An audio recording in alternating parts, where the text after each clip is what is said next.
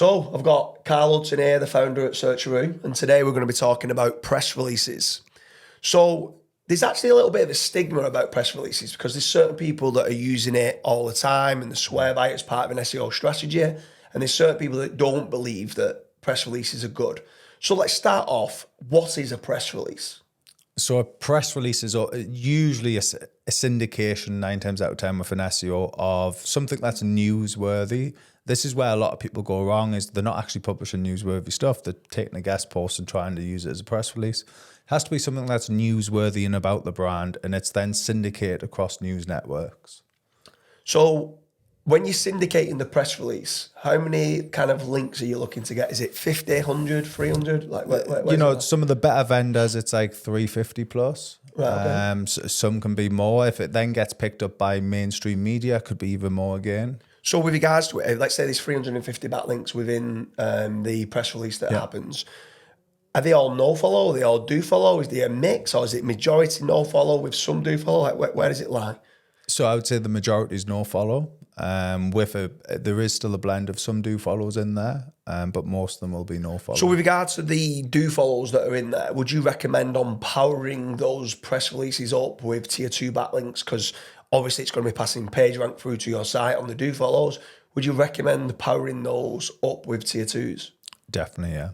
Would you do anything else? Would you do any like social signals, trying to share it out in as many places as you can to get kind of behavioural signals and engagement? Yeah, so there's a service that we often use, it's Social Boy, a Signal Boy, sorry, and that can basically manipulate social signals so it gets shared out across different platforms, and it helps just boost crawlability of the posts. And with regards to press releases, so a lot of people that I know quite well that are pretty advanced that are using them quite a lot, they won't just use them just for, let's say, the do follow backlinks. They like creating them because they get this no follow and do follow kind of mix within the backlink profile. Do you believe that getting some no follow and do follow kind of blended mix in a backlink profile is important? Very important. At the end of the day, it's all about removing footprints and not making footprints in your wake. So if all of your anchor texts, especially your rich text that you're using, so the exact matches and things, all do follows, it's a very glaring footprint to an algorithm that this is clearly unnatural. So with regards to unnatural backlinks that are coming through, one of the biggest reasons why so many people seem to get hit is over-optimization of anchor text. Mm-hmm. What anchor text would you use? Because if it's been syndicated, I'm presuming you don't want to go with exact match type of anchors. You're going to go on with some sort of, let's say, naked URLs or something. What would you recommend for the anchor text? So most of the time with press release syndication, we usually say branded is the best approach, branded, and then sometimes to your socials, you can maybe get away with some partial or topical match anchors, but usually we just say branded and sort of website URL. Would you never do, so you do any naked URLs or any generics? Or? I've never really do a generic. There's just so always branded and naked URLs, generally speaking. You can do a little bit of exact match to your social profiles. Yeah.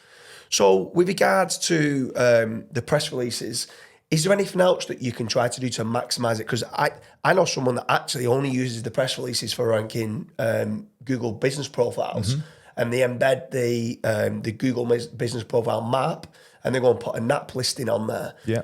I've also known 1 or 2 that are doing it for videos and for images. With regards to the press releases that you provide, am I able to embed a video, an image, a map, put a NAP listing in as well as the links and links to profiles? Like where does this stop? How much can I get out of my press release? Because everyone wants the best bang for the buck. Mm-hmm. Where can I go and what can I do to maximize the most from the press releases? So we can do all of what you just mentioned.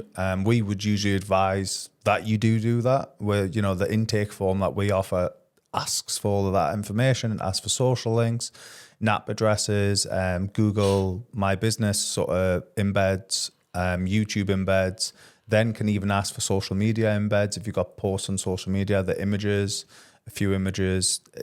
Overall, as long as it doesn't look too spammy, so if we're not inserting absolutely tons of links, we can usually get away with at least 4, 5, 6 links. So with regards to the content, can I write the content myself? Would you recommend us writing the content myself? Do you prefer writing the content? And if I did write the content, do I need to write it that it's newsworthy, or can I actually get certain entities and semantics on the page to try and help the press release to rank better? Like, what's your suggestions on the writing of a press release? So we usually would prefer to write it ourselves because obviously we stick to the editorial guidelines that we get given from the press release syndication places. However, we can take feedback and try to entice and place entities within the posts to kind of match the intent of the SERP. Can I get pre-approval of the content? So if you write the content prior to that going live and you send it out, can I say, yes, I'm happy with that, or slightly tweak, like you said, getting one or two entities that I think are quite important? So usually with that is, yes, you get pre-approval, but then there's almost like a secondary approval process when we submit it to the editorial team. So we submit it off and it might need changed and they have final say on what it gets changed. Right, that's great. So with regards to press releases as part of a blended mix, obviously it can help ranking the images, can help ranking the videos, it can help ranking the GMB of the website. You can get the NAP listing on there, which is for trust. You can get links to your social profiles.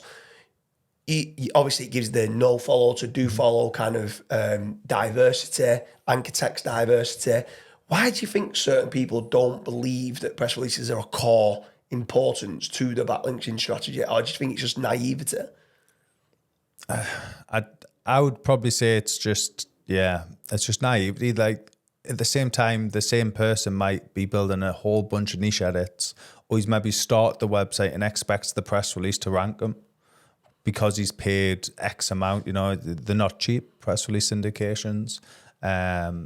So maybe that could be why, he hasn't seen the results. But actually what it's done is it's set him up so then further down the line, he's potentially penalty resistant because he's got all of that no follow links in hopefully a blended anchor text profile. So the last question with regards to the press release is, obviously it seems an important part. I know so many people that are using it very, very effectively.